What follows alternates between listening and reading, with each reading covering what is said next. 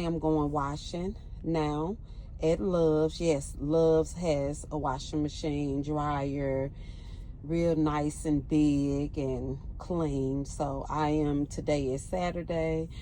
I've been working for a week. I'm on a special assignment, so I have to work for the remaining. I had to work on Saturday. Normally I'm off on Saturday and Sundays, but yeah, I'm about to go wash my bed clothes, and I'm at a truck stop right now. I'm actually loving it and enjoying it. I wish I knew how to turn this thing around. I really don't. So I'm just going to turn it around in my face, and the light is on. But right now I'm just packing my things up and getting ready to go take a shower and wash all at the same time.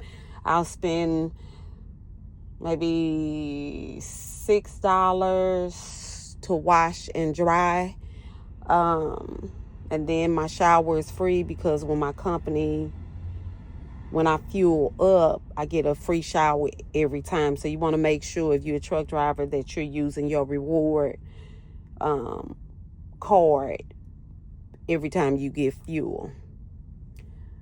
All right, bye-bye. I'm about to get my day started.